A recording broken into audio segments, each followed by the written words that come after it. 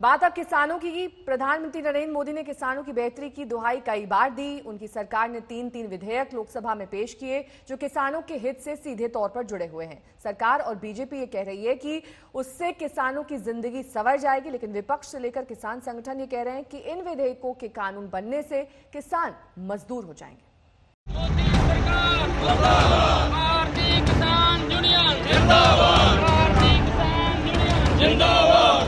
देश के किसान एक बार फिर सड़कों पर हैं। उन तीन अध्यादेशों को लेकर जिनको मोदी सरकार ने पास किए और जिसे अब संसद में विधेयक के रूप में पेश किया। उन तीनों विधेयकों को लेकर जिसे किसानों के लिए क्रांतिकारी कदम के रूप में मोदी सरकार से लेकर बीजेपी तक पेश कर रही है।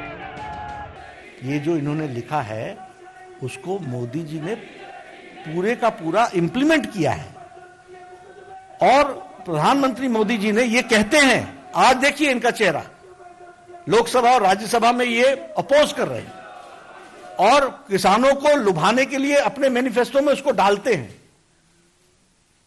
और आज दुनिया को गुमराह करते हैं, झूठ बोलते हैं। ये कांग्रेस की पॉलिटिक्स है, ये हमको समझना चाहिए। और मैं ये बड़े स्पष्ट शब्दों में कहूंगा कि प्रधानमंत्री मोदी जी किसानों के प्रति समर्पित हैं। ये तीनों ही बिल किसानों को नई आजाद हवा देने का काम कर रहे हैं। इसके बाद किसान को आजादी होगी। किसानों का विरोध संसद तक कूच करने के ऐलान तक पहुंच गया है। वो हम आपको आगे दिखाएंगे, लेकिन पहले जान लीजिए कि वो तीन विधेयक कौन से हैं जिन्हें सरकार ने लोकसभा में पेश किया। पहला विधेयक कृषि उपज व्यापार और वाणिज्य विधेयक, दूसरा आवश्यक वस्तु विधेयक और किसान समझौता विधेयक। मंगलवार को लोकसभा में आवश्यक वस्तु से जुड़ा संशोधन बिल पास हो गया, लेकिन किसान संगठन और विरोधी दल इसका विरोध कर रहे हैं।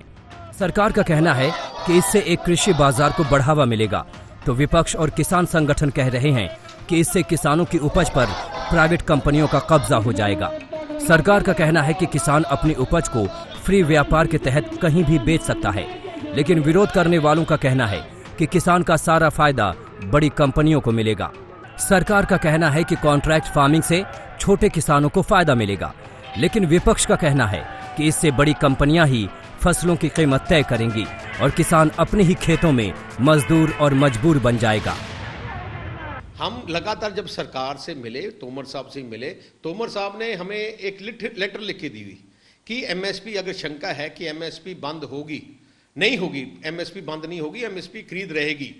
पर हमने ऑर्गेनाइजेशन पंजाब के किसानों सब जो स्टॉक होल्डर से बात की, उनके मन में क्लियर है कि हमें लेटर से नहीं बात चलती। ये एक्ट में प्रोविजन होना चाहिए कि जो किसान की प्रोटेक्शन तब होगी अगर एक्ट में प्रोविजन हो कि एमएसपी पे खरीद होगी और एमएसपी हर साल लागू की जाएगी।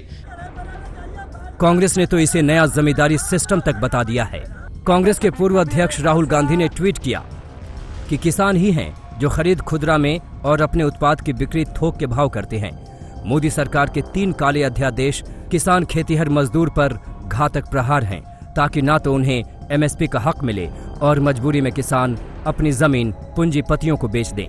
ये मोदी जी का एक और किसान विरोधी षड्यंत्र है। अभी संसद का सत्र चल रहा है। किसानों के सवाल पर उठा बवाल आने वाले दिनों में संसद में भी सियासी गर्मी और बढ़ाएगा। आज तक ब्यूरो।